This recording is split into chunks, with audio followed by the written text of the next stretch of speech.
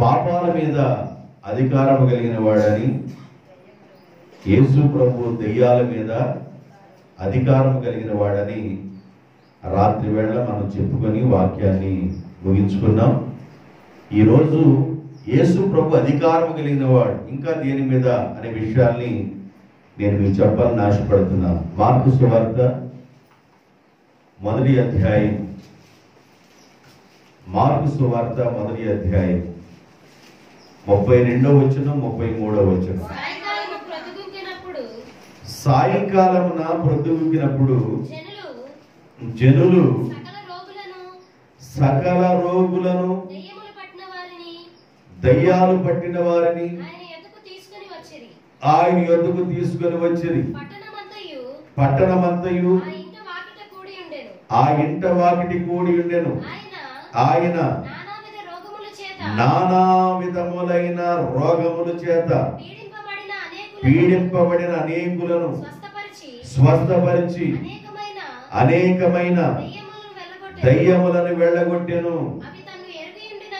ఆ దయ్యాలు తనను ఎరిగినందున ఆయన ఆ దయ్యములను మాట్లాడనీయలేదు. దయ్యాల గురించి రాత్రి వేళ చెప్పుకున్నాం. దయ్యాల మీద ప్రభు అధికారం కలిగిన వాడని. ఈరోజు అదే భాగంలో ఏం చెప్పుకోబోతున్నామంటే, నానా విధమైన వ్యాధుల మీద అధికారం కలిగిన వాడు మన ప్రభు అయిన యేసుక్రీస్తు. దేవునికి స్తోత్రం. ఆయన అనేకమైన వ్యాధుల మీద అధికారం కలిగిన వాడు.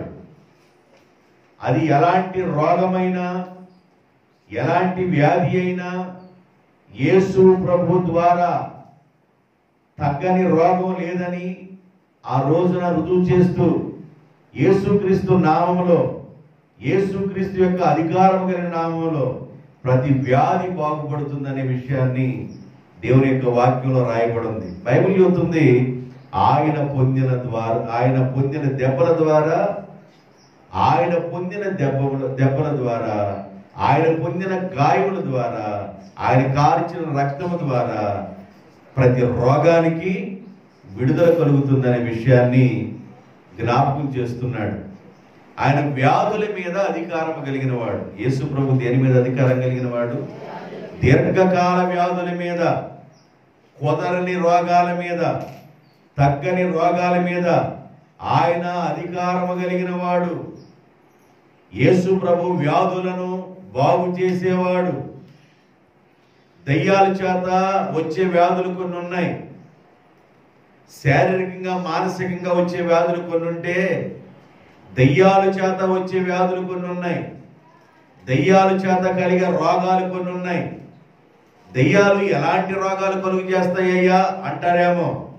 లోకాసు వార్త 13వ అధ్యాయం, లోకాసు వార్త 13వ అధ్యాయము 11వ వచనాన్ని చదువుకుందాం. 18 సంవత్సరాల నుండి 18 సంవత్సరాలు దీర్ఘకాల వ్యాధిది. 18 సంవత్సరాల నుండి బలహీనపరుచు దయ్యము పట్టిన ఒక స్త్రీ అచ్చట ఉండెను. ఆమె నడుము వంగిపోయి ఎంత మాత్రము చక్కగా నిలబడలేకపోయెను. యేసు ఆ నడుము వంగిపోయిన ఆమెను చూసి రమ్మని పిలిచి, అమ్మా, ఈ బలహీనత నుండి నీవు ఈ రోజున విడుదల పొంది ఉన్నావని ఆమెతో చెప్పి ఆమె నడుము మీద చేతులు ఉంచగా నడుము మీద కూర్చున్న దెయ్యం దిగిపోయింది. ఆమె చక్కగా లేచి నిలబడినది. దేవునికి స్తోత్రం. ఇది సమాజ మందిరంలో జరిగింది. విశ్రాంతి దినాన్న సమాజ మందిరంలో యేసు ప్రభు నడుము వంగిపోయిన వ్యక్తిని బాగు చేశాడు. విశ్రాంతి దినమున, ఆ దినమున యాజకుల యొక్క విధానం ఏంటంటే, విశ్రాంతి దినమున ఎవరు ఏ పని చేయకూడదు. విశ్రాంతి దినం ఎలా ఉండాలంటే ఉపవాసాలతో ఉన్నట్లుగా ఉండాలి. పొయ్యి ముట్టించకూడదు. విశ్రాంతి దినమున ఎవరు ఏ పని చేయకూడదు.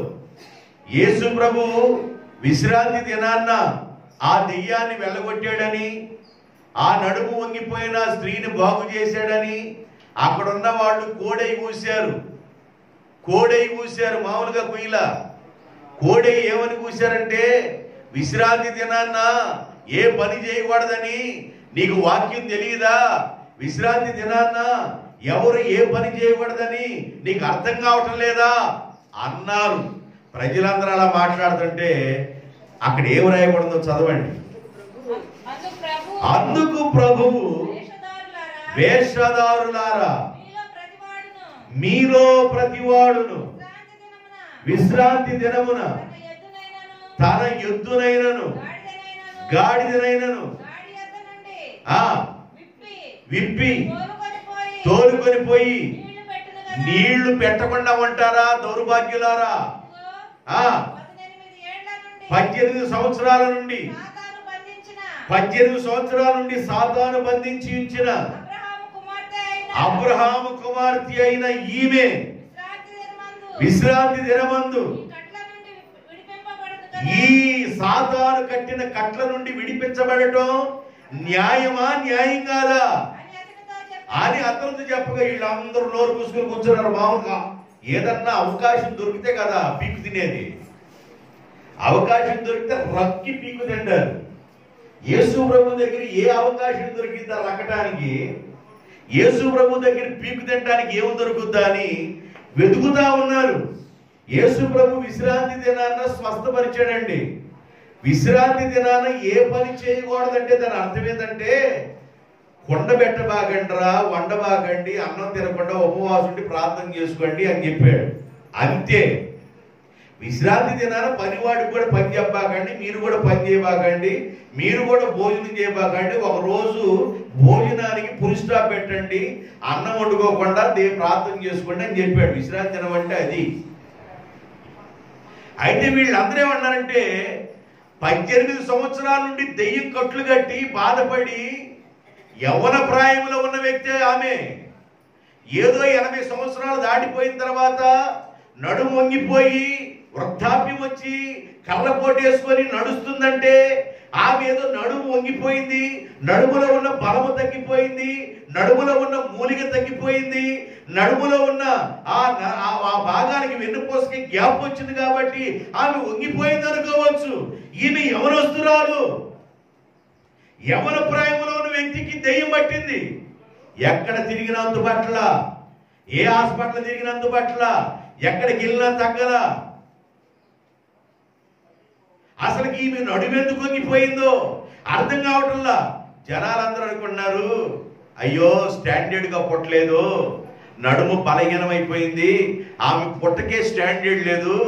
ఆమె ఎలాగ పుట్టిందంటే, మామూలుగా ఏ కోడి అంట కోడి, నాటుకోడి ఒకటి ఉంది, ఇంకో కోడి బాయిలర్ కోడి, బాయిలర్ కోడిగా పుట్టింది ఈమె. అందువల్ల వెంటనే నడుముగిపోయిందని జనాలందరూ అనుకున్నారు. సైతాను కట్టిన కట్లు ప్రభువు తెలుసు, సాతాను ఆమెను బంధించిన సంగతి ప్రభువు తెలుసు, దెయ్యానికి ప్రభు ఎవరో తెలుసు, ప్రభువుకు దెయ్యాలు ఎవరో తెలుసు. కాబట్టి సాతాను కట్లు కట్టిన ఆ కట్టుల్ని ఒప్పదీసి, ఈ రోజున అమ్మ నువ్వు స్వస్థత పొందుతున్నావని ఆమె నడుము మీద చేతులు, ఆయన పవిత్రమైన చేతులు ఉంచిన వెంటనే నడుము మీద కూర్చున్న దెయ్యం ఆ రోజున తన కట్టును తను తెచ్చుకొని దిగిపోయి వెళ్ళిపోయింది. జనాలందరూ అంటున్నారు, విశ్రాంతి దినాన్న అసలు ఈ కార్యం ఎందుకు చేసావు? 18 సంవత్సరాల నుంచి బాధపడుతుంది దేవా, ఆమెకు ఇచ్చిన విడుదలను బట్టి వందనాలయ్యని వాళ్ళు చేతులెత్తి దేవుణ్ణి మహిమపరచవలసిన నోళ్లు కలిగిన వాళ్ళు, చేతులెత్తి దేవుని కనపరచవలసిన నోరులు కలిగిన వాళ్ళు ఆ నోళ్ళతో ఏం మాట్లాడుతున్నారంట? విశ్రాంతి దినాన ఏ పని చేయకూడదని నీకు తెలియదా అని. తెలియదేంటి? యేసు ప్రభువు తెలియదా? విశ్రాంతి దినాన ఏ పని చేయకూడదని నీకు తెలియదా? యేసు ప్రభు బాగు చేస్తున్నారు వాళ్ళు. విశ్రాంతి దినాన్ని ఏ పని చేయకూడదని తెలియదా అని వాళ్ళందరూ నోరిప్పి మాట్లాడుతుంటే, ఒరే బాబు, ఈ రోజు విశ్రాంతి దినం కదా, మీ గేదెకి కానీ, మీ ఆవుకి కానీ, మీ ఎద్దుకు కానీ కుడితి పెట్టకుండా, నీళ్లు పెట్టకుండా ఉంటున్నారా అన్నాడు. వెంటనే ఎవడు ఇక మాట్లాడతల్లా, మాట్లాడితే ఏమైందో వాళ్ళు అంతకుముందు మాట్లాడడానికి అవకాశం దొరికింది అనుకున్నారు. యేసుప్రభు ఎప్పుడైతే ఒరే నాయన విశ్రాంతి దినాన్న మీ పశువులకి నీళ్లు పెట్టడం లేదా, పశువులకి మేత వేయటం లేదా, మీరు నీళ్లు పెట్టకుండా అట్టాగే ఉంటున్నారా అంటే ఎంత తెలివి కలిగిన వాళ్ళు అంటే వీళ్ళు ఎప్పుడూ బాగుపడరు. ఇలాంటి మైండ్ సెట్ కలిగిన వాళ్ళు, ఇలాంటి నైజం కలిగిన వాళ్ళు ఎప్పుడూ బాగుపడరు. ఏ మనిషిని ఎలాగ పడవాలి, ఏ మనిషిని ఎలాగ విమర్శించాలి అని వెతుకుతున్న వీళ్ళ జీవితాల్లో ఎప్పుడూ ఆశీర్వాదాలు రావు. ప్రభు అన్నాడు, ఈమె 18 సంవత్సరాల నుంచి బాధపడుతుంది. 18 సంవత్సరాల నుండి మానసికంగా ఒత్తిడికి, ఆందోళనకు లోనైపోయింది. ఎవరి ప్రాయంలో నాకు ఇదేంది కర్మ, అందరూ పనులు చేసుకుంటుంటే, అందరూ ఒక రూపాయి సంపాదించుకుంటుంటే నా కర్మేంది, నేను ఇలాగ మంచాన్ని పడ్డానేంది, నా బ్రతికేంది, నేను ఒకరికి భారం అయిపోయానే, నా పరిస్థితి ఏందని ఎన్నో దినాల నుంచి బాధపడుతుంది. కానీ ఆమెకు విడుదల లేదు. తొంటిలో ఒక్కోసారి కడుక్కని పట్టింది. తొంటిలో కడుక్కని ఎప్పుడైతే పట్టిందో పాపం వాళ్ళు నీళ్లు కూడా మోయలేరు. మెండరం పడితే ఎట్టాగెట తిరిగి మాట్లాడతామో తొంట్లో పట్టింది. అది పట్టినప్పుడు నీళ్లు కూడా మోయలేరు. ఆ తొంట్లో అలా కడుక్కని పట్టింది. 20 సంవత్సరాలు ఉందనుకో, తొంట్లో కడుక్కని పట్టింది. ఆ నిద్రలోనో భద్రలోనో పట్టింది, లేక నడుస్తుండగా పట్టింది. మళ్ళీ నడుస్తుండగానే అది పోవాలి, సహసిద్ధమైంది. ఎట్టా పట్టింది అట్లాగా నడకలోనో నిద్రలోనో, నిద్రలో ఒక్కోసారి పట్టింది, నడుస్తున్నప్పుడు పట్టింది. అది అలాగే నడుస్తున్నప్పుడు నిద్రలో పోవాలి. పోకుండా 20 సంవత్సరాలు ఉంటే ఆ మనిషి ఏం ఆలోచిస్తుంది, ఏంది నాకు ఈ కర్మ, ఎందుకు వచ్చింది నాకు ఈ బాధ, అందరూ పనులు చేసుకుంటున్నారు, బకెట్ నీళ్లు కూడా మొయ్యలేకపోతా ఉన్నాను, నడవలేకపోతా ఉన్నాను అని ఎంత మానసికంగా ఒత్తిడికి ఆమె గురవుతుందో, ఆమె బాధను ఎరిగిన దేవుడు సమాజ మందిరంలో ఆమెకు విడుదల కలుగు చేస్తున్నాడు. దేవునికి స్తోత్రం, హల్లెలూయా. అమ్మా, ఈ రోజున నీవు ఈ వ్యాధి నుండి విడుదల పొందుతున్నావు అన్నాడు. దెయ్యాలు కలిగించే వ్యాధులు, ఈ రోజున దెయ్యాల మీద అధికారం కలిగిన వాడని రాత్రి వేళ చెప్పాను. ఈ రోజు ఏం చెబుతున్నానంటే వ్యాధుల మీద అధికారం కలిగిన వాడు దేవుడు. దేవునికి స్తోత్రం. యేసు ప్రభు ఎవరు అంటే దీర్ఘకాలిక వ్యాధుల మీద అధికారం కలిగిన వాడు. దీర్ఘకాల వ్యాధులు కలిగించే దయ్యాలు కొన్ని ఉన్నాయి. దయ్యాలు కొన్ని దీర్ఘకాల వ్యాధులు కలుగు చేస్తాయి. ఒక రకమైన దెయ్యం ఏమన్నా నడుమును వంచింది. అది ఎన్ని సంవత్సరాలు వచ్చిందంటే 18 సంవత్సరాలు నడుము వంచింది. 18 సంవత్సరాల నుంచి బలహీన పడిపోయింది, బలహీనమైపోయింది. ఆమె నడుములో శక్తి లేనట్లయిపోయింది. దెయ్యం పడితే కొంతమందికి శక్తి లేనట్లుగా, బలము లేనట్లుగా ఉంటారు. ఆ దెయ్యం యొక్క బలాన్ని 4 రోజులు ఒకవాడు తినకపోయినా మనిషి నీరసంగా ఉన్నట్టు ఉంటారు. కానీ దెయ్యం పట్టిన వాళ్ళు 4 రోజులు తినకపోయినా ఆ దెయ్యాన్ని ఏదైనా కూడా కదిలిస్తే 4 మనుషులు కూడా కదిలించింది మళ్ళీలాగా. అంత ఓపిక వచ్చింది. కారణం ఏంటంటే అది దయ్యపు శక్తి. ఈరోజు నువ్వేం గమనించాలంటే దయ్యాలు కలుగు చేసే తంత్రాలను వెరిగొండాలి, దయ్యాలు కలుగు చేసే రోగాలను వెరిగొండాలి, దయ్యాల్ని ఓడించే ప్రార్థనని ఇంట్లో పుట్టాలి. దేవునికి స్తోత్రం. దయ్యాల్ని ఓడించే శక్తి, ప్రార్థన నీ ఇంటిలో ప్రారంభం కావాలి. ఆయన దయ్యాల మీద అధికారం కలిగిన వాడు. దయ్యాలు మనిషిని పిండి పిప్పి చేస్తూ ఉంటాయి. బలహీనపరుచు ఆత్మ. ఈ ఆత్మ ఏందంట? బలహీనపరుచు ఆత్మ. బలహీనపరిచే ఆత్మలు కొన్ని ఉంటాయి. పుట్టిన మొదలుకొని బలహీనమైన పాదాలతో పుట్టాడంట ఒక వ్యక్తి. అపోస్తుల కార్యం 14 అపోస్తుల కార్యం 14 లుస్త్రాలో బలహీనమైన పాదములు కలిగిన వాడు ఒకడుండెను. ఒకడు అంతగా నొప్పులు కొట్టి కూర్చు మీద కూర్చో. నిన్నెవరు ఏమనుకో, కాళ్ళు నొప్పులు కొన్నవాడు కూర్చు మీద కూర్చోండి. దేవుని చిత్తమైతే మందిరం ఇంకొకటి పెద్దది, అది అందరు కుర్చీలేద్దాం అనుకుంటున్నా. ఇక అందరికి కుర్చీలేస్తే మీరు కింద కూర్చోలేరు ఇంటికి వెళ్ళిన తర్వాత.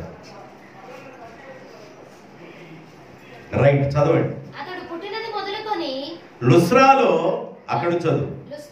లుస్త్రాలో బలహీన పాదములు కలిగిన వాడు ఒకడుండెను. అతడు పుట్టినది మొదలుకొని కుంటివాడై, అంటే పాదాల్లో శక్తి లేని వాడై, ఎన్నడను నడవలేక కూర్చుండి ఉండేవాడు. పౌలు మాట్లాడుట, ప్రసంగం చేయుట, ఆ బలహీనమైన పాదములు కలిగిన వాడు జాగ్రత్తగా వినుచుండెను. పౌలు వాక్యాన్ని చెబుతూ అందరి వైపు చూస్తున్నాడు, గాని ఈ బలహీనమైన పాదములు కలిగిన వాడు పౌలుకెళ్ళే ఆరితేరి చూస్తున్నట్లుగా అర్థమైపోయింది. చాలా మంది వాక్యాన్ని వినేటప్పుడు సేవకుడికి వెళ్ళే అలాగే చూస్తూ ఉంటారు. వాక్యం ఎలాగ వస్తుంది, ఆ వాక్యము ఎలాంటి ప్రభావంతో వస్తుంది, ఆ వాక్యంలోని శక్తి ఏందని అలాగ గమనిస్తుంటారు. పౌలు గారు అలా గమనించాడు. ఆ వ్యక్తి నన్ను ఈ చెప్పే వాక్యాన్ని జాగ్రత్తగా వింటున్నాడు, ఈయనకి విశ్వాసం ఉందని గమనించాడు. గమనించి స్వస్థత పొందుటకు అతనికి విశ్వాసం ఉన్నదని గమనించి నీ పాదములు మోపి సరిగా నిలవమని బిగ్గరగా చెప్పినప్పుడు అతడు పాదములు మోపి నిలిచి గంతులు వేసి దేవుని మహిమపరచును. దేవునికి స్తోత్రం. బలహీనపరుచు పాదాలు, పుట్టిన మొదలుకొని బలహీనత అండి.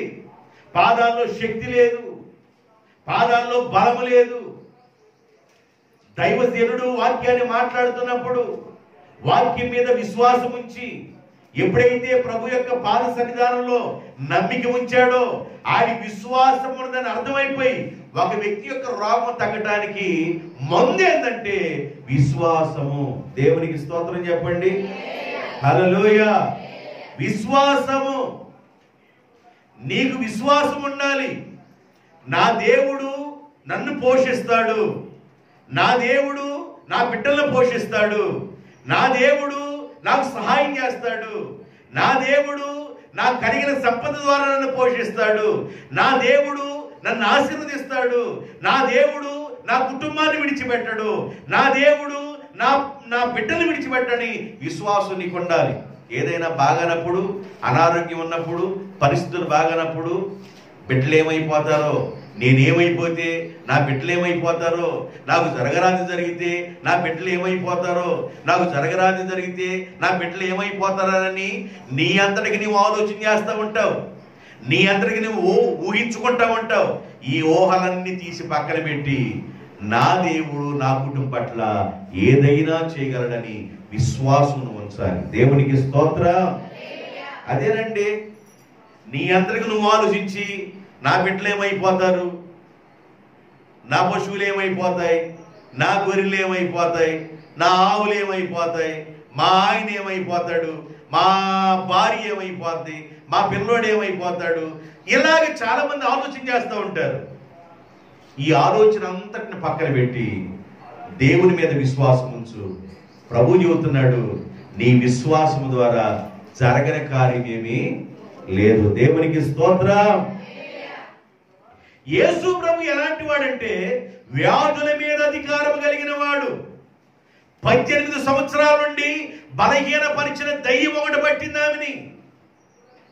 బలహీనపరిచే దయ్యాలు కొన్ని ఉన్నాయి, పాదాలను బలహీనపరిచే దయ్యాలు ఉన్నాయి, నడవలేని స్థితిలో కూర్చోబెట్టే దయ్యాలు కొన్ని ఉన్నాయి. పుట్టిన మొదలుకొని బలహీనమైన పాదాలతో పుట్టాడు ఆ బిడ్డ. కానీ దేవుడు అంటాడు, బలహీనమైన పాదాలని బలపరచువాడు ఆయనే. చెవిటివాడికి వినికినిచ్చువాడు ఆయనే, మగవానికి మాటిచ్చువాడు ఆయనే, గుడ్డివాడికి చూపించువాడు ఆయనే. కాబట్టి దేవుని పిల్లలు యేసు ప్రభు మీద విశ్వాసం ఉంచాలి. బలహీన పరిచే దయ్యాలు కొన్ని ఉన్నాయి.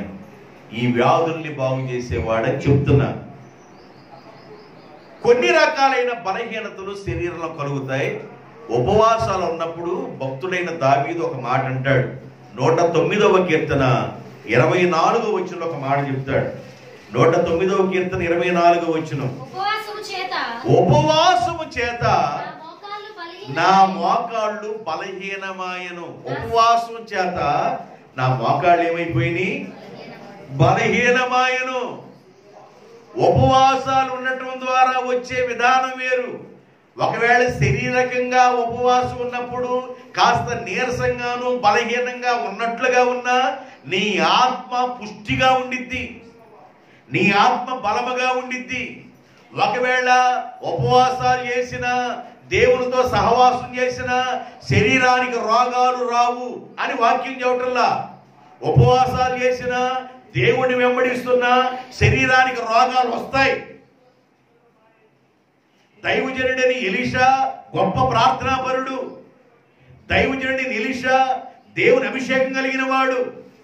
ఏలియా దగ్గర ఉన్న ఆత్మను ఎలీషా పొందాడు. ఎంత అభిషేకం కలిగిన ఎలీషాకి ఆయన ఆఖరిలో ఎలా చనిపోయాడంటే మరణకరమైన రోగ పీడితుడై చనిపోయాడు.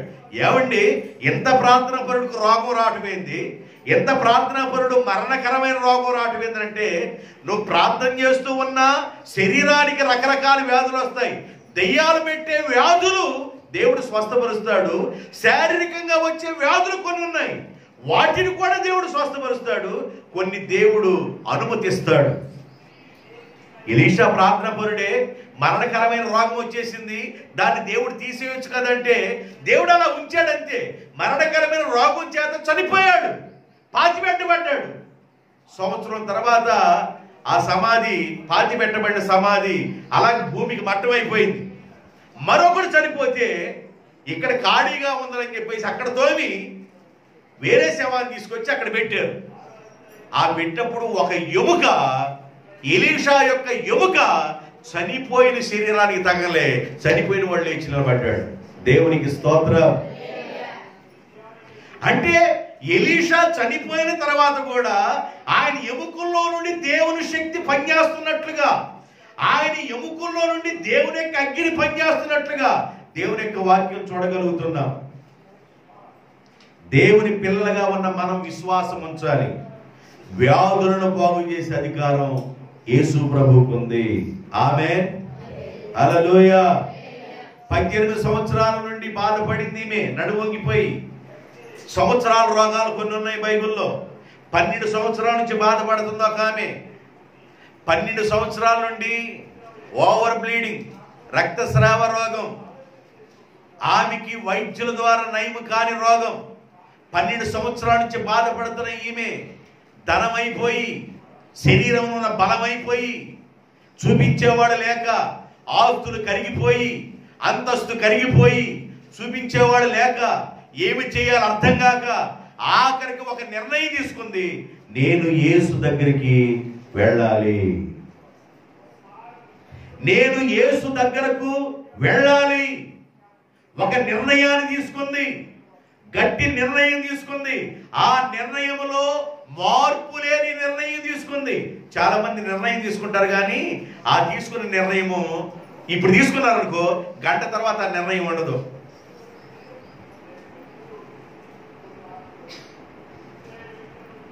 శరీరంలో బాగా బలహీనమైపోయి 4-5 నీళ్ల విరోచనాలు అయినాయి అనకండి. 4-5 శరీరం బలహీనమైపోయింది. బిళ్ళలు వేసుకున్నాం, కట్టబడాలి, తగ్గల. మళ్ళీ వేసుకున్నాం, తగ్గల. మళ్ళీ వేసుకున్నాం, తగ్గల. అవుతూనే ఉన్నాయి. ఏం ఆలోచిస్తావు? ఇక ఏంది కర్మ?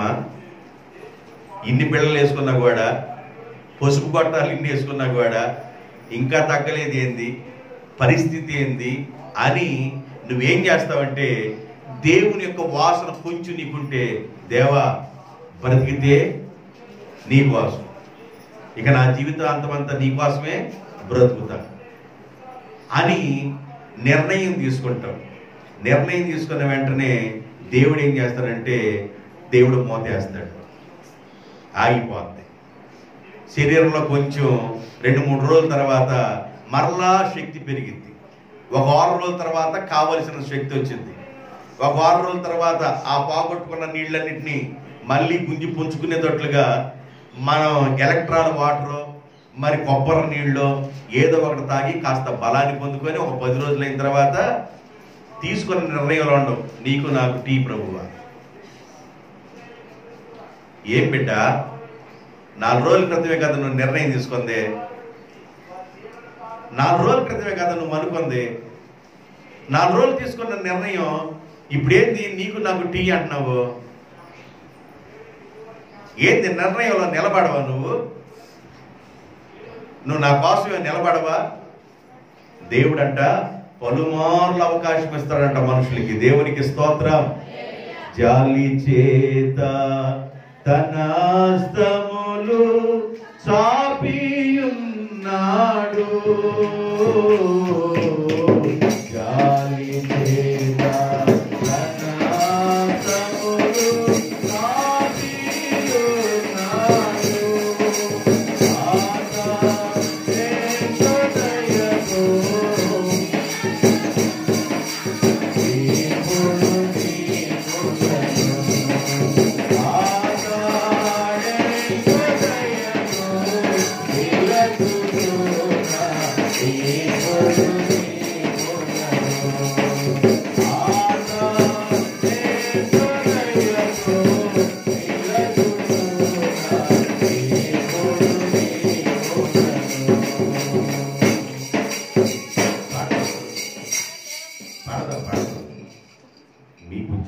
ఆగలేదని తెలుసు, పాడదాం.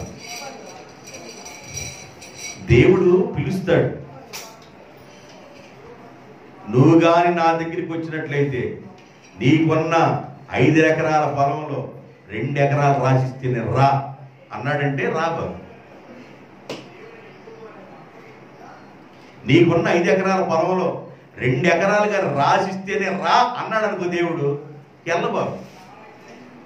దేవుడు అంటాడు, నీ వెండొద్దు, నీ బంగారం వద్దు, నీదేం అవసరం లేదు, నీ హృదయం ఒకటి ఉందే దాన్ని తీసుకొని రా నాయనా, నీ హృదయాన్ని మాత్రమే నాకు ఇయ్యి అని అన్నాడు. దేవుడికి మనిషికి ఏమైనా పగుండిద్దంటే? మనిషికి దేవుడికి ఏమైనా పగుండిద్దా? దేవుని దగ్గరికి మనం స్వతంత్రంగా వెళ్ళాలి. దేవునికి స్తోత్రం. దేవుడికి మనిషికి ఎప్పుడన్నా పగుండిద్దా? అసలు దేవుడు ఎప్పుడన్నా అసూయ పడతాడా? దేవుడు ఎప్పుడైనా ద్వేష పడతాడా? దేవుడు ఎప్పుడైనా నువ్వు నా కుమారుడు కాదు, నా కుమార్తె కాదు అంటాడా? నువ్వు ఏ వయసులో వచ్చినా దేవుడు నిన్ను అంగీకరించను అంటాడా? నువ్వేం చేయాలంటే ప్రేమ కలిగిన దేవుని దగ్గరకు నువ్వు రావాలి. దేవునికి స్తోత్రం. హల్లెలూయా.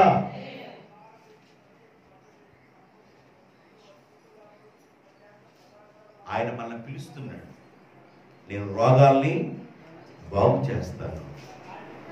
12 సంవత్సరాల నుండి బలహీనపడిపోయింది, శరీరంలో శక్తి పోయింది, ఇంట్లో ఉన్న ధనం అయిపోయింది, అంతస్తు ఆస్తి పూర్తిగా కోల్పోయింది. ఒక నిర్ణయాన్ని తీసుకున్నామే, ఆ నిర్ణయము చనిపోయేంత వరకు ఉండే నిర్ణయం. దేవుని బిడ్డలు ఒక నిర్ణయం తీసుకుంటే ఎలా ఉండాలంటే చనిపోయేంత వరకు దేవుని కోసం ఒక నిర్ణయాన్ని తీసుకోవాలి. ఎంతకాలం బ్రతుకుతామండి? ఎంతకాలం బ్రతుకుతాం భూమి మీద? భూమి మీద ఎంతకాలం బ్రతుకుతాం? ఎంతకాలం బ్రతుకుతామో మన గ్యారెంటీ కూడా లేదు. భారతదేశంలో ఉన్న మన భారతదేశ ప్రజలు ఉక్రెయిన్ ప్రాంతంలో ఉన్న వాళ్ళందరూ తీసుకురావడానికి చాలా ప్రయత్నాలు ముమ్మరంగా జరుగుతున్నాయి. నిన్న 5:30 గంటలంట, రే బాబు మీరు బాంబులు బాకంటారా, నేను బాంబు లేను, మీరు కాలువ బాకంటారా, నేను కాలువను అని చెప్పేసి ఆ పుతిన్ అన్నాడంట. అందువల్ల నిన్న 5:30 గంటలో యుద్ధం లేకుండా ఆగిపోయింది. ఈ 5:30 గంటల్లో ఏ ప్రాంతాన్ని ఆయన ఆక్రమించుకోబోతున్నాడు, ఆ ప్రాంతంలో ఉన్న వాళ్ళందరూ బయటకు వెళ్ళిపోవాలి. పుతిన్ అక్కడితో ఆగడు. పుతిన్ గురించి బైబిల్లో ఉంది చెబుతా. పుతిన్ గురించి కాదు, రష్యా గురించి బైబిల్లో ఉంది. రష్యా గురించి చక్కగా రాయబడి ఉంది బైబిల్లో, చెప్తా తర్వాత. నేను ఈ టాపిక్ రమనివ్వండి, యేసు ఎవరైనా టాపిక్ చెప్తున్నాను కదా, మధ్యలో మళ్ళీ దాన్ని యూట్యూబ్లో ఎక్కించడం ఎందుకు, అందువల్ల దాన్ని చెప్పటంలా. ఈయన ఉక్రెయిన్ మీదకి వెళ్ళడమే కాదు, మళ్ళీ ఇంకో కొన్ని దేశాల మీద కూడా వెళ్తాడు అయ్యా.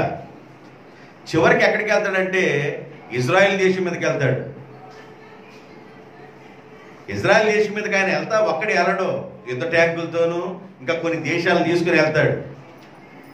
ఇజ్రాయెల్ పక్షాన్ని యుద్ధం చేయడానికి వెళితే, ఇజ్రాయెల్ మీద యుద్ధం చేయడానికి వెళితే, ప్రపంచ నడిబొడ్డులో ఉన్న చిన్న దేశమైన ఇజ్రాయెల్ దేశం మీదకి యుద్ధం చేయడానికి వెళితే అయ్యి ఎలా ఓడిపోతాడో, దేవుడు ఓడిపోవటానికి ఎలాంటి ఆయుధాలను వాడతాడో దేవుడు బైబిల్లో రాయబడి ఉన్నాయి. తర్వాత చూద్దాం. దేవునికి స్తోత్రం.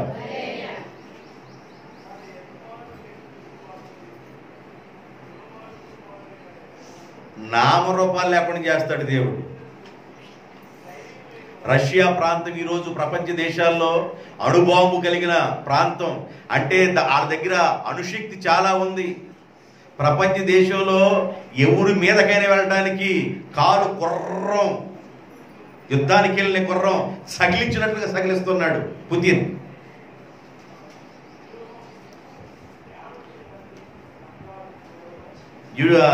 వాట్సాప్లో ఒక ఫోటో పెట్టారు, ఒక అబ్బాయి గడ్డి తింటున్నాడు.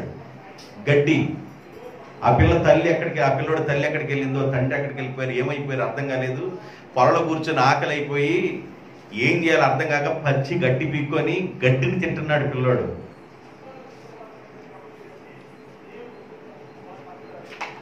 జనాలు పరుగున పరిగెడుతున్నారు.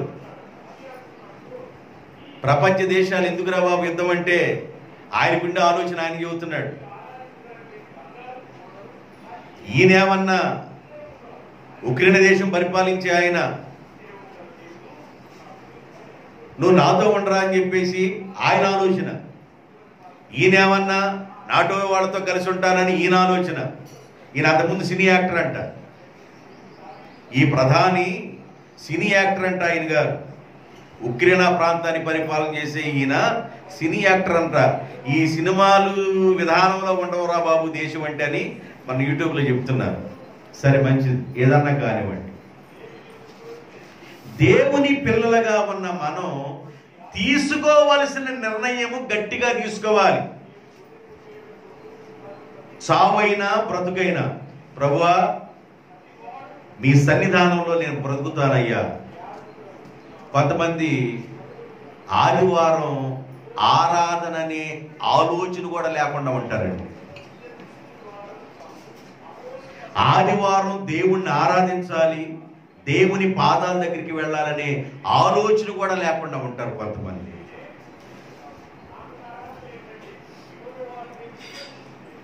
కొంతమంది ఈ నెల కనబడితే 5 నెలల తర్వాత చూస్తాం వాళ్ళ మొగాలు మనం. కొంతమంది అలా ఉంటారు. ఏందిరా బాబు అంటే అంతే. అసలుకి నీకేం అర్థమవుతుంది వాక్యం? దేవుడు నీకు ఎలా అర్థమయ్యాడు? ఏం అర్థమైతే నువ్వు దేవుని దగ్గరికి వస్తున్నావు? దేవుని దగ్గరికి వచ్చి నువ్వు ఏం అర్థం చేసుకుంటున్నావు? అర్థం చేసుకున్న నీవు దేవుని కొరకు ఎలా జీవించాలనుకుంటున్నావు? ఇది నీకు అర్థం కాకపోతే నీ జీవితంలో ఆత్మ సంబంధమైన ఆశీర్వాదాన్ని పొందలేవు. ఒక నిర్ణయాన్ని బలంగా తీసుకోవాలి దేవుని పిల్లలు. తీసుకున్న నిర్ణయంలో ఆయన కోసం నువ్వు నిలబడితే దేవుడు అంటాడు, నా పిల్లలకు చెప్పకుండా నేనేమి చేయను. దేవునికి స్తోత్రం. ఆయన వ్యాధుల మీద అధికారం కలిగిన వాడని జ్ఞాపకం చేస్తూ ఉన్నాను. ఈ 12 సంవత్సరాల నుండి బాధపడుతున్నామే, ఒక నిర్ణయాన్ని తీసుకుంది. యేసు ప్రభు దగ్గరికి వెళ్ళింది. జనాలందరూ నెట్టుకుంటూ వెళ్ళిపోయి యేసు ప్రభు యొక్క వస్త్రపు చెంగుని తాకి యేసు ప్రభు ఆగిపోయాడు. ఈమె భయమేసింది. అలాగ మళ్ళా వెనక్కి జనాల్లోకి వచ్చేసి పక్కకు వెళ్ళిపోయాడు. బోధకుడు ఆగి నన్నెవరో తాకారు అన్నాడు. నాలో నుండి ప్రభావము బయలు వెళ్ళింది అంటాడు. దైవజనుడు ప్రార్థన చేస్తున్నప్పుడు దైవజనులో నుండి ప్రభావం వెళుతుంది. మళ్ళీ దైవజనుడు రీఛార్జ్ అవుతూ ఉండాలి. దైవజనుడు ప్రార్థన చేస్తున్నప్పుడు దేవుని శక్తి ప్రజల్లోకి వెళుతుంది. మళ్ళీ దైవజనుడు ప్రార్థన ద్వారా రీఛార్జ్ అవుతుంటారు. దైవజనుడు చేసిన ప్రార్థన ద్వారా మరలా నువ్వు రీఛార్జ్ అవుతూ ఉండాలి. దాన్ని నువ్వు పోగొట్టుకోకూడదు. మరలా నువ్వు మోకాళ్ళ మీద కనిపెట్టి ఆ ప్రార్థన బలాన్ని ఇంకా పెంచుకోవాలి. యేసు ప్రభు దేవుని దగ్గర నుంచి అభిషేకం పొందుతూ ఉండేవాడు. ఆయన పగలు దేవాలయంలో బోధించి రాత్రి వేళ ఒలివల కొండకెళ్ళి ప్రార్థనలో ఉండేవాడు. తండ్రి దగ్గర నుంచి బలాన్ని పొందేవాడు ప్రార్థన ద్వారా. ఆ పొందిన బలాన్ని ఏం చేసేవాడంటే ప్రజల మీదకి విడుదల చేసేవాడు. మరలా రాత్రి బలాన్ని పొందుకునేవాడు.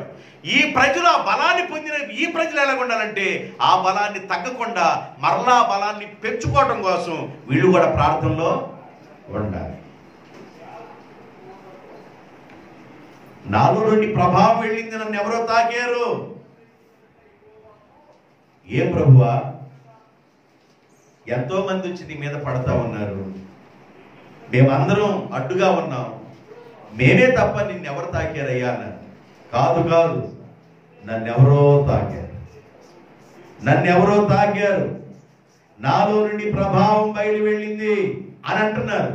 ఈ మాట అంటూ ఉండగానే రక్తస్రావం కలిగిన వ్యక్తి ఆమె రక్తధార కట్టబడినట్లుగా అర్థమైపోయింది. ఆమె ఎప్పుడైతే ఆ విషయం అర్థమైపోయిందో గడగడగడ వరుకుంటూ, అంటే 12 సంవత్సరాల నుండి ఆమెకి బ్లడ్ పోయింది కనుక, ఓవర్ బ్లీడింగ్ అయింది కనుక, 12 సంవత్సరాల నుండి ఆ వ్యాధితో బాధపడ్డది కనుక బలహీన పడిపోయి గడగడ వరుక్కుంటూ ప్రభు దగ్గరికి వచ్చి నమస్కరించి సాగిలపడి, అయ్యా నేనే నిన్ను తాకానయ్యా, నేనే నిన్ను తాకానయ్యా. అప్పుడు అంటాడు ఆయన, అమ్మా కుమారి, నా కుమారి, నీ విశ్వాసము నిన్ను స్వస్థపరిచింది. దేవునికి స్తోత్రం. నీ విశ్వాసం నిన్ను బాగు చేసింది. ఒక మనిషి యొక్క వ్యాధి పోవటానికి బలమైన మందు ఏదంటే విశ్వాసము. దేవునికి స్తోత్రం. ఏంటంట, ఒక మనిషిలో ఏమి రావాలంటే విశ్వాసం రావాలి. ఒక మనిషిలో విశ్వాసం అభివృద్ధి కావాలి. నీ పిల్లల జీవితంలో ఏదైనా ఉందా, నీ విశ్వాసంతో ప్రార్థన చేయడం ప్రారంభించాలి. నీ పిల్లల అవసరత ఏదైనా ఉందా, విశ్వాసంతో ప్రార్థన చేయడం ప్రారంభించాలి. విశ్వాసంతో ప్రభు దగ్గర వేడుకోవాలి. ఎవరైతే విశ్వాసంతో ప్రార్థన చేస్తారో విశ్వాస సహితమైన ప్రార్థన ఆ వ్యక్తులను బాగు చేయును. దేవునికి స్తోత్రం. విశ్వాసంగా ప్రార్థన చేయాలి. కుటుంబంలో ఉన్న తల్లిలో, కుటుంబంలో ఉన్న తండ్రో విశ్వాసంతో ఎవరో ఒకళ్ళు ప్రార్థన చేస్తూ ఉంటే, ఆ కుటుంబంలో ఉన్న మీరు, అంటే భర్త ప్రార్థన చేస్తుంటే భార్య ప్రార్థన చేయకుండా, ఒకవేళ భార్య ప్రార్థన చేస్తే భర్త ప్రార్థన చేయకుండా, ఒకవేళ ఆ కుటుంబంలో భార్యే ప్రార్థన చేస్తుంటే భర్త పిల్లలు మొత్తం కలిసి ఇక ఆ ప్రార్థన మీదే కూర్చోవాలంటే ఎట్టగా? ఇక మీరు మోకరించరా? మీరు ప్రార్థన చేయరా?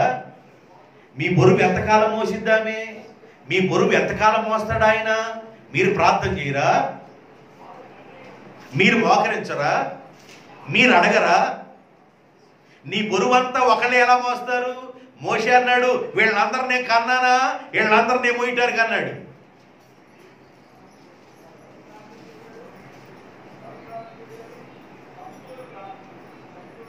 ఇంట్లో 4 5 ఉంటే 5 మోకరించడం వల్ల ఇంటికి బలం. 5 చెత్త బాసలు తీసుకొని 5 చెత్త పరకల్ని బాగా పేర్తే అది ఒక ఏనుగునైనా ఆపిద్ది, ఒక గేదెనైనా ఆపిద్ది. అది 5 చెత్త పాసుల యొక్క బలం ఒక గేదెని ఆపుతుంది. నేను అనకూడదు కానీ నన్ను క్షమించండి, నేను అనకూడదు, కానీ పళ్ళాలు పళ్ళాలు తింటున్నాం. దేవుడు అర్థం కావట్లా.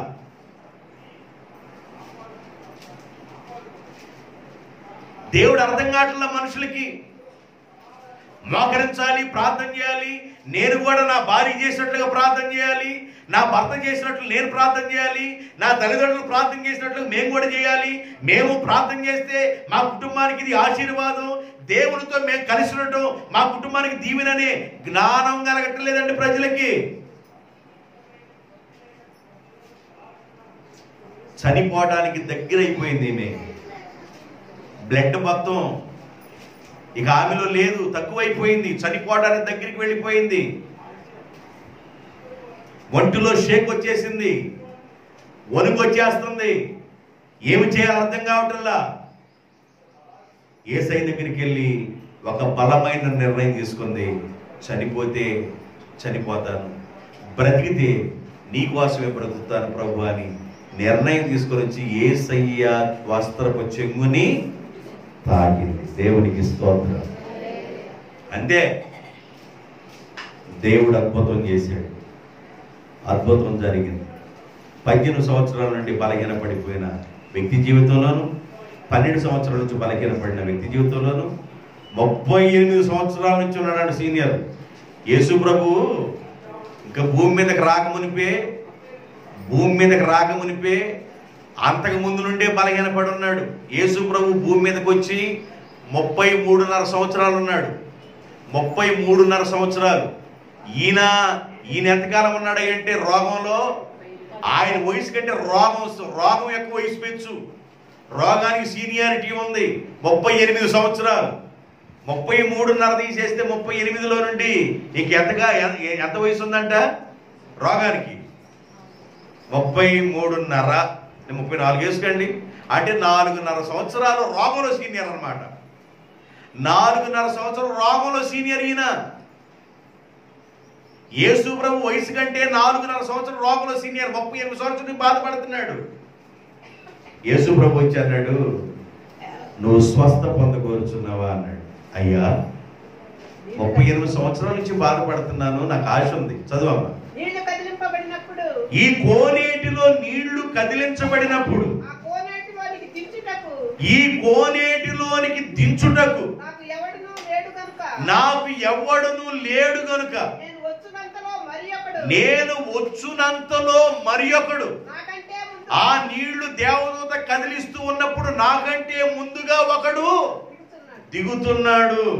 యేసుప్రభు అన్నాడు, కాస్త నెరుముకొంట అంటే కొంచెం, అమ్మా కొద్ది ముందుకు జరగండి అమ్మా అన్నాం అనుకో, మీరు ఎలా వస్తారు? మీరు ఎలా వస్తారు? జరగండి అమ్మా అంటే కొంచెం లేచి గబాల ముందుకు వచ్చి కూర్చుంటారు కొంతమంది. ఎట్లా? యేసుప్రభు అన్నాడు, కాస్త అట్టగన్నా కొంచెం. దేవుడు, అరే నీకు అర్థమవుతుందని నేను చెప్పేది, నెరుగు కొట్టి అట్లాగన్నా కొంచెం అట్టగా జరుగుతా అన్న కోనేటొట్టు కూర్చోకూడదు. ఆ పొరుపు మీదే కూర్చుంటవి, ఆ పడక వదిలి పెట్టబోతుంటవి, ఆ పొరుపే దేవుడు అన్నట్లుగా ఉంటివి. 38 సంవత్సరాల నుంచి 2 కార్యక్రమాలు నువ్వు ఎటు చేస్తున్నావు మాకు అర్థం కావట్లా. పొరుపు మీదే ఉంటుంటవి. మరి 1 గట్టి వెళ్తున్నావు, 2 గట్టి వెళ్తున్నావు. 1, 2 అక్కడైతే 30 సంవత్సరాలు బ్రతికేవాడు కాదు, ఎప్పుడో పోయేవాడు. మరి 1కి 2కి వెళ్ళటం నీకు అర్థమైనప్పుడు ఆ పొరుపుని నీ బిడ్డగా చేసుకుని అక్కడే ఉంటున్నప్పుడు చిన్నగా అట్ట అనుకుంటా ఆ ఒడ్డట్ట కూర్చోపోయా దేవదూత వచ్చి నీళ్లు కదిలిస్తున్నప్పుడు నువ్వు ముందు దిగకూడదా అని అనుంటాడేమో ప్రభు. ప్రయత్నం చేస్తున్నాను కానీ నేను ఇట్లా తోసుకుని వెళ్ళేటప్పటికి లేట్ అయిపోతుంది అన్నాడు. నీళ్లు దేవదూత కదిలించడం అంటే దైవ సేవకుడు వాక్యాన్ని చెప్పటం. దేవునికి స్తోత్రం. దైవజనుడు వాక్యం చెబుతున్నప్పుడు ఆ వాక్యం దగ్గరికి నువ్వు పరిగెత్తుకొని నీవు రావాలి ముందుగా. దేవునికి స్తోత్రం. చాలా మంది వాక్యం దగ్గరికి ముందుగానే వస్తారు. వచ్చిన దగ్గర నుండి పాస్టర్ గారు చెప్పే వాక్యం జ్వాలపాటలా ఉండిద్దేమో కానీ పై రెప్ప కింద రెప్పను బతివులాడుకుంటా. అంటే ఏందో వీళ్ళ ఫ్యాన్ కింద పెట్టి ఏసీలు పెడితే నిద్ర రాదంటే వీళ్ళకి, ఫ్యాన్ కింద పెట్టి ఏసీలు పెడితే నిద్ర రాదు వీళ్ళకి. కొంతమంది చర్చికి వస్తేనే నిద్ర అంట, కొన్ని రోజుల నుంచి నిద్ర లేదంట ఒకడికి. ఏం చేయాలి నాకు అర్థం కావట్లేదయ్యా, నిద్ర లేదంటేను ఉద్యోగ కోటాలు జరుగుతుంది కానీ అక్కడికి వెళ్ళామా. నువ్వు ఉద్యోగ కోటంలో కూర్చుంటే చాలు, ఆటోమేటిక్ ఎవరు చెప్పాల్సిన అవసరం ఏమీ లేదు. ఇంటి దగ్గర ఉంటే నిద్ర రావట్లేదయ్యా, అసలుకి పగలు రావట్లేదు, రాత్రి రావట్లా, ఈ కళ్ళ పాపలు ఏమో చచ్చిపోయినాయా, నాకేం అర్థం కావట్లేదయ్యా, ఎన్ని ముందులు తింటున్నా కూడా నిద్ర రావట్లేదే. ఇక ఆయన అన్నాడంట, అమ్మ అక్కడ ఉద్యోగ కోటలు జరుగుతుంది, ఆ కోటల్లోకి వెళ్ళి కూర్చోమ్మా అన్నాడు. ఏ కోటల్లోకి వెళ్ళి కూర్చున్న కాడ నుంచి 2 ఏనుగులు దిగినట్టున్నాయంట మీదకి. ఇక చూడు ఆటే ఇక జోరేగా ఊగినట్టుగా. దేవుని వాక్యాన్ని శ్రద్ధగా వినాలి. దేవునికి స్తోత్రం. 38 సంవత్సరాల నుంచి బాధపడుతున్న ఈ వ్యక్తి యేసు ప్రభు బాగు చేయటం ప్రారంభించాడు. యేసు ప్రభు వ్యాధుల మీద అధికారం కలిగిన వాడు. ఆయన చాంద్ర రోగులను, జలధర రోగులను, పక్షవాత రోగులను, కుష్ఠ రోగులను, రకరకాల వ్యాధులు కలిగిన వారిని ఆయన బాగు చేశాడు. యేసు ప్రభు వ్యాధులను బాగు చేసే అధికారం కలిగిన వాడు. యేసు ప్రభు దెయ్యాలను వెలగొట్టే అధికారం కలిగిన వాడు. యేసు ప్రభు పాపమును క్షమించే అధికారము కలిగిన వాడు. 3 విషయాలు చెప్పారు. 4వ విషయం చెబుతున్నాను. యేసు ప్రభు ఎవరు 2-3 విషయాలు అంటే నేను వివరిస్తే ఎక్కువ టైం అయింది కాబట్టి కొంచెం వివరించకుండా చెప్తాను, జాగ్రత్తగా వినండి. పేతురు రాసిన 2వ పత్రిక 3వ అధ్యాయం. పేతురు రాసిన 2వ పత్రిక 3వ అధ్యాయము 10వ వచనం. అయితే ప్రభువు దినము దొంగ వచ్చినట్లుగా వచ్చును. ఆ దినమున ఆకాశములు మహావేంద్రముతో మహాధ్వనితో గతించిపోవును. పంచభూతములు మెక్కటమైన వేంద్రముతో లయమైపోవును. భూమియు దాని మీదనున్న కృత్యములన్నీయు కాలిపోవును. ఇవన్నీ ఇట్లు లయమైపోవునని. కాబట్టి పంచభూతముల మీద ఆయన అధికారము కలిగిన వాడు. యేసు ప్రభు ఎవరు అంటే పాపములు క్షమించువాడు. యేసు ప్రభు ఎవరు అంటే దయ్యాల మీద అధికారం కలిగిన వాడు. యేసు ప్రభు ఎవరు అంటే రోగాల మీద అధికారం కలిగిన వాడు, వ్యాధుల మీద అధికారం కలిగిన వాడు. యేసు ప్రభు ఎవరు అంటే పంచభూతముల మీద అధికారం కలిగిన వాడు. పంచభూతములు అంటే ఏంది? భూమి, ఆకాశము, నీరు, అగ్ని, గాలి. ఆకాశము, భూమి, నీరు, అగ్ని, గాలి. ఈ పంచభూతాల మీద యేసు ప్రభు అధికారం కలిగిన వాడు. ఆయన ఆకాశం మీద అధికారం కలిగిన వాడు, భూమి మీద అధికారం కలిగిన వాడు, గాలి మీద అధికారం కలిగిన వాడు, అగ్ని మీద అధికారం కలిగిన వాడు, నీటి మీద అధికారం కలిగిన వాడు. నీటి మీద అధికారం కలిగిన వాడండి మనం ఆరాధించే దేవుడు. దేవునికి స్తోత్రం. నీటిని రసముగా మార్చిన వాడు, నీటి మీద నడచిన వాడు, నీటిని రసముగా మార్చిన వాడు, నీటి మీద నడచిన వాడు. నీటిని ఎలా మార్చాడంటే ఆయన రసంగా నీటి మీద నడిచాడు. గాలి మీద ఆయన అధికారం కలిగిన వాడు. వారికి గాలి ఎదురైన వెంటనే ఆయన గాలిని గద్దించగా గాలి అణిగిపోయి మిక్కిలి నిమ్మడమాయను. ఆయన అగ్ని మీద అధికారం కలిగిన వాడు. షడ్రకు మెషక బెదనలు అగ్నిలో వెళ్ళినప్పుడు అగ్ని బలాన్ని చల్లార్చిన వాడు. ఏలియా ప్రార్థన చేయగా అగ్ని కురిపించిన వాడు, ఆయన అగ్ని మీద అధికారం కలిగిన వాడు, ఆయన ఆకాశం మీద అధికారం కలిగిన వాడు. ఆకాశం ఏం చేసిందండి? 2-3 మాటలు చెబుతాను. ఆకాశం ఏం చేసింది? ఆకాశం ఆహారం ఇచ్చింది. చెప్పండి, ఆకాశం ఏం చేసింది? ఆహారం ఇచ్చింది. ఎప్పుడన్నా ఇచ్చిందా? ఆకాశం ఏం చేసింది? ఆహారం ఇచ్చింది. 6 లక్షల కాల్బలానికి 40 సంవత్సరాలు పొయ్యి పెట్టకుండా మన్నానిచ్చి దేవుడు వారిని ఆకాశపు ఆహారముతో దేవుడు వారిని పోషించాడు. 16:4 నిర్గమాకాండ 16:4 వచ్చింది. యెహోవా మోషేను చూచి, ఇదిగో నేను ఆకాశం నుండి నీ కొరకు ఆహారమును కురిపించెదను. వారు నా ధర్మశాస్త్రమును అనుసరించి ఆకాశము నుండి ఆహారమును కురిపించెదను. ఆకాశం నుండి ఇశ్రాయేలు ప్రజల కొరకు దేవుడు దేవదూతలు తినే ఆహారాన్ని పంపించాడు. ఒకప్పుడు దేవుడు ఆకాశం నుండి ఆహారం పంపించాడు. ఈ ఆకాశం మీద అధికారం కలిగిన వాడు దేవుడు. పంచభూతములు ఒక రోజున మిక్కటమైన వేండ్రంతో లైవ్ కాబోతున్నాయి. పంచభూతముల మీద అధికారం కలిగిన వాడు, ఆకాశం మీద అధికారం కలిగిన వాడు కనుక ఆకాశం నుండి దేవుడు ఆహారాన్ని పంపించాడు. ఆకాశం నుండి ఇంకా దేవుడు ఏం పంపిస్తున్నాడంటే, యోబు గ్రంథం 38:29 38:29 మంచు గడ్డ ఎవరి గర్భములో నుండి వచ్చును? జాగ్రత్త వినండి. మంచు గడ్డ ఎవరి గర్భములో నుండి వచ్చును? ఆకాశము నుండి దిగు మంచును ఎవరు పుట్టించును? ఆకాశం నుండి ఏమొస్తుందంట? మంచు. అది ఎవరి గర్భము నుండి వస్తుందంటే, దేవుని యొక్క గర్భము నుండి మంచు వస్తుంది. దేవుని యొక్క గర్భము నుండి మంచు వస్తుంది. ఈరోజు మంచు పడుతుంది అని అంటే మంచు ఎక్కడి నుండి వస్తుంది? ఆకాశము నుండి మంచు వస్తుంది. ఆకాశము నుండి వస్తున్న మంచు దేవుని గర్భము నుండి వస్తుంది.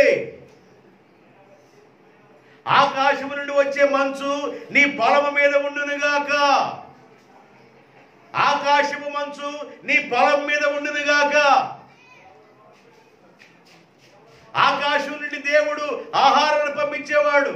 ఆకాశం నుండి దేవుడు మంచును పంపించేవాడు. ఆకాశం నుండి ఇంకేం పంపిస్తున్నాడు? న్యాయాధిపతుల గ్రంథం 5:4 5:4 న్యాయాధిపతుల గ్రంథం 5:4 ఇశ్రాయేలీల దేవుడైన యెహోవాను కీర్తించెదను. యెహోవా నీవు షేయూరు నుండి బయలుదేరినప్పుడు ఎదోము పొలము నుండి బయలుదేరినప్పుడు భూమి వడికెను, ఆకాశము నీళ్లను కురిపించును. ఆకాశం ఏం కురిపిస్తుందంట? ఆకాశము నీళ్లను కురిపించును. ఆకాశం నుండి వర్షం పడుతుంది. ఆకాశం నుండి మంచు పడుతుంది. ఆకాశం నుండి ఆహారం వస్తుంది. ఈ మధ్య ఆకాశం నుండి పడే వర్షం నుండి చేపలు పడుతున్నాయి. చూడలేదా మీరు? మన ఊర్లో ఎప్పుడు పడలేదు కదా, అందుకని మనకు అర్థం కాదు. ఆకాశం నుండి పడే వర్షంలో చేపలు పడుతున్నాయి.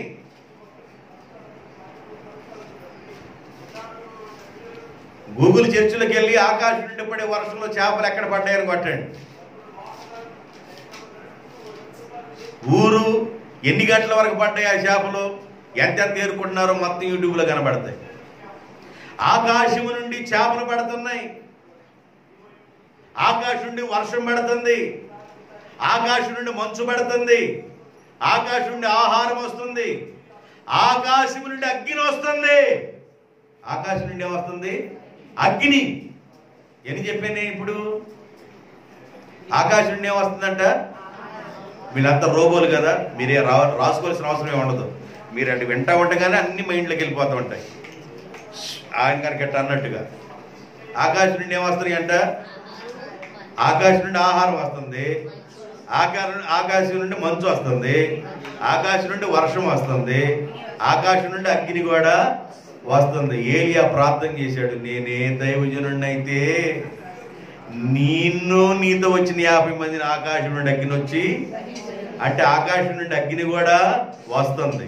సొదొమ గొమొర్రా మీదకి ఆకాశం నుండి ఏమొచ్చింది? అగ్ని గంధకాలు వచ్చినాయి. ఆకాశం నుండి అగ్ని వస్తుంది, వెచ్చగా వేడిగా ఉండిద్ది. ఆకాశం నుండి మంచు వస్తుంది, ఏసీగా ఉన్నట్టుగా ఉండిద్ది. ఆకాశం నుండి వర్షం వస్తుంది, జలుబు లేని వాళ్ళకి జలుబు రావటానికి. ఆకాశం నుండి ఆహారం పడుతూ ఉంది. ఆకాశం నుండి ఎన్నో విషయాలు కలుగుతున్నాయి. అయితే ఈయన ఆకాశం మీద అధికారం కలిగిన వాడు, మనం ఆరాధించే నజరేయుడైన యేసు. యేసు ఎవరు? పాపముల మీద అధికారం కలిగిన వాడు. యేసు ఎవరు? దయ్యాల మీద అధికారం కలిగిన వాడు. యేసు ఎవరు? రోగాల మీద అధికారం కలిగిన వాడు. యేసు ఎవరు? పంచభూతముల మీద అధికారం కలిగిన వాడు. పంచభూతాలు ఆకాశము, భూమి, గాలి, నీరు, అగ్ని, వీటి మీద అధికారం కలిగిన వాడు మనం ఆరాధించే దేవుడు. ఆకాశం మీద అధికారం, భూమి మీద అధికారం కలిగిన వాడు మనం ఆరాధించే దేవుడు.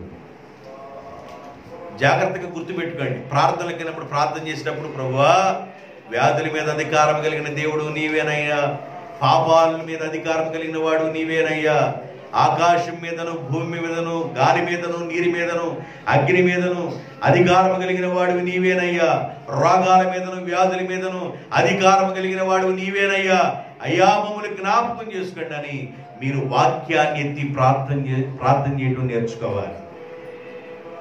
ఫైనల్ చాలా మాటలు ఉన్నాయి, కానీ ఒకటే చెబుతా.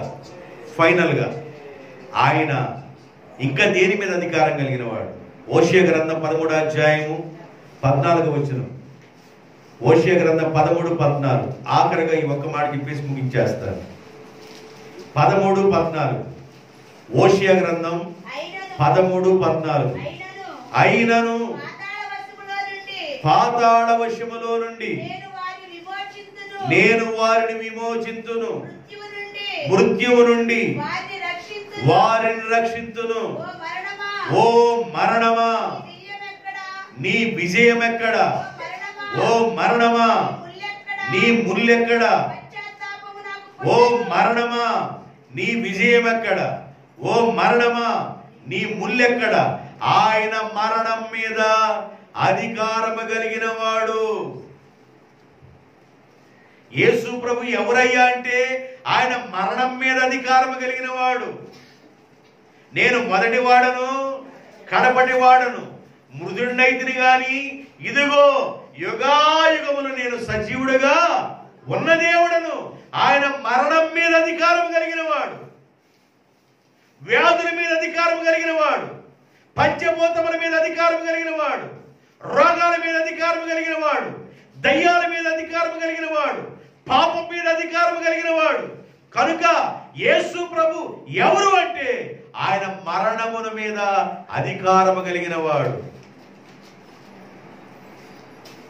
ఆయన ముద్రను విప్పగలిగిన అధికారం కలిగిన వాడు, బండను పోర్లించగలిగిన అధికారం కలిగిన వాడు.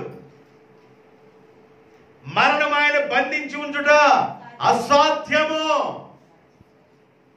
గొలుసులు ఆయన బంధించలేవు, బండలు ఆయన బంధించలేవు, మరణం ఆయన బంధించలేదు. ఆయన మరణించి తిరిగి లేచాడు కనుక, ఆయన పునరుద్ధారుడిగా ఉన్నాడు కనుక ఆయనను మనము ఆరాధిస్తూ ఉన్నాం. ఆయన మరణం మీద అధికారం కలిగిన వాడు. దేవునికి స్తోత్రం. మొదటి వాడ, కడపటి వాడ, మృతుడైన వాడా,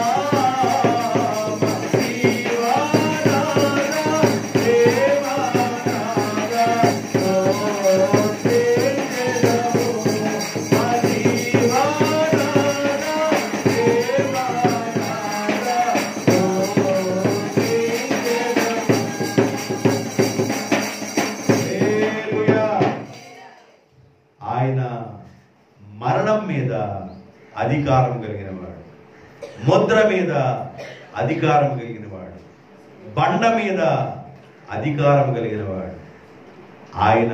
ఓ మరణమా నీ విజయం ఎక్కడా? ఓ మరణమా నీ ముల్లెక్కడా? మరణపు ముళ్ళు పాపము కనుక దాన్ని విరిచివేశాడు దేవుడు. పాపం మీద అధికారం కలిగిన వాడు, దయ్యాల మీద అధికారం కలిగిన వాడు, రోగాలు వ్యాధుల మీద అధికారం కలిగిన వాడు, పంచభూతాల మీద అధికారం కలిగిన వాడు, ఆయన మరణం మీద అధికారం కలిగిన వాడు, సాతాను యొక్క బలం మీద అధికారం కలిగిన వాడు. బైబిల్ చెబుతుంది యేసు సర్వాధికారము కలిగిన వాడు. రే బాబు, మీరు సర్వ సృష్టికి వెళ్ళి సువార్తను ప్రకటించండి, నమ్మి బాప్తిజం పొందేవాడు రక్షించబడును అని అక్కడ ఏమంటాడంటే, నాకు సర్వాధికారము ఇవ్వబడి ఉన్నది. ఆయన సర్వాధికారం కలిగిన వాడు. నువ్వు ఆరాధించే దేవుడు సర్వాధికారం కలిగిన వాడు కనుక దేవుని పాదాల దగ్గరికి వెళ్ళండి. నీ కన్నీరు వస్తే మనుషుల దగ్గర ఏడవబారు, వచ్చింది. నీ బాధను మనుషులతో చెప్పినప్పుడు కాస్త తగ్గినట్లుగా ఉండింది. అయ్యే కన్నీళ్ళు ప్రభు దగ్గర కావచ్చు. నీ కన్నీళ్ళు వచ్చినప్పుడు ప్రభు పాదాల దగ్గరికి వెళ్ళు. ప్రభు పాదాల దగ్గర నీ హృదయాన్ని పొందరించు. ప్రభు పాదాల దగ్గర కన్నీరు కార్చడం ప్రారంభించు. నీ కన్నీరు ఎదుటి మనిషి అర్థం చేసుకోలేకపోవచ్చు. నువ్వు ఎందుకు ఏడుస్తున్నావో ఎదుటి మనిషికి అర్థం కాకపోవచ్చు. పాస్టర్కి అర్థం కాలేదు. ఎందుకు ఏడుస్తుందో, ఎందుకు బాధపడుతుందో, హన్నా ఏడుపు కారణం ఏందో దైవజనుడికి అర్థం కాలేదు. మనుషులకు అర్థం కాకపోవచ్చు. అర్థం చేసుకునే ఆయన ఒక అతను ఉన్నాడు. అక్కడ నువ్వు మోకరించి కన్నీరు కావచ్చు, ప్రార్థన చేయి. నీ కుటుంబ పరిస్థితిని ప్రభువు చెప్పు. మీరు సహాయం చేయకపోతే నాకెవరు సహాయం చేస్తారు, వాడు నాకు మేలు చేయకపోతే ఎవరు మేలు చేస్తారని మనుషుల వైపు చూడవాలి. నీకు సహాయం చేసేది దేవుడు. మనిషి హృదయాన్ని మార్చి నీకు సహాయం చేయించేది దేవుడు. దేవుడు మీద నువ్వు ఆనుకో, ఆధారపడు. దేవుడు హృదయాలు తిప్పుతాడని నీ తట్టు. నా యజమాని చనిపోయాడయ్యా, నేనేమి చెయ్యాలో అర్థం కావట్లేదు, అప్పుల వారు నా పిల్లల్ని తీసుకుని వెళ్ళిపోతారంటున్నారయ్యా. దైవజనుడు అన్నాడు, నీకేముందమ్మా, ఒక కొండ ఉంది, ఒక కొండే ఉందయ్యా. ఊర్లోకి వెళ్ళి కొండల్ని అడిగి తీసుకొని రా, ఇంట్లో పెట్టు, నీళ్లతో నింపు అన్నాడు.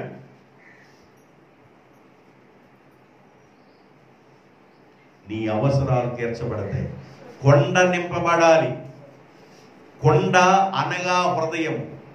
నీ హృదయము నిండా విరిగి నలిగిన మనసుతో నీవు ప్రభు పాదాలు కొట్టుకొని ప్రార్థన చెయ్యాలి. దేవుణ్ణి ఆనుకుందాం, ఆధారపడదాం. ఆయన సర్వాధికారం కలిగిన దేవుడు. ఆయన మీద ఆనుకండి. నీకు ఒక దిక్కు నుండి సహాయం రావటం ముయ్యబడిందంటే మరొక దిక్కును దేవుడు ఓపెన్ చేస్తాడు. ఒక దిక్కు నుండి సహాయం ఆగిపోతే 10 దిక్కుల నుండి దేవుడు డోర్స్ ఓపెన్ చేస్తాడు.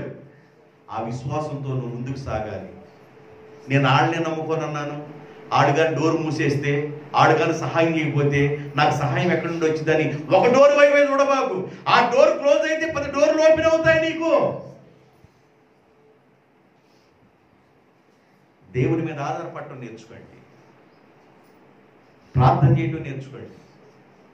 యేసు ఎవరు అంటే ఆయన సర్వాధికారం కలిగిన దేవుడు. ఈ మాటల ద్వారా దేవుడు మనల్ని ఆదరించి ఆశీర్వదించుగాక. ఆమె తల వంచండి, ప్రార్థన చేసుకుందాం.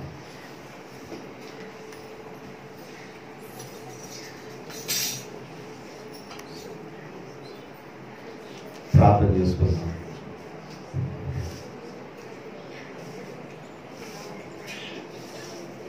నిన్న నేడు నిరంతరము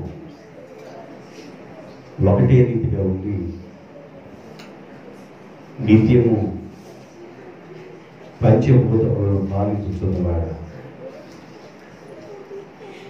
రోగముల మీద అధికారం కలిగిన వాడు, సాతాను బలం మీద అధికారం కలిగిన వాడు, మరణము మీద అధికారం కలిగిన వాడు, పాపముల మీద అధికారం కలిగిన వాడు, మీ పాదాలకి నమస్కరించి ప్రార్థిస్తున్నామయ్యా.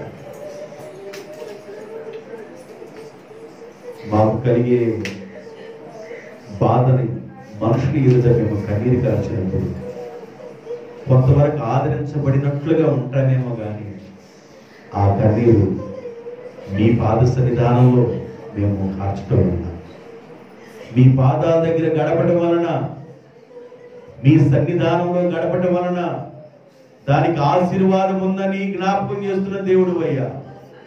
మమ్మల్ని దర్శించయ్యా, దర్శించయ్యా, దర్శించయ్యా, దర్శించయ్యా. 1 నిమిషం పాటు ప్రార్థన చేద్దాం.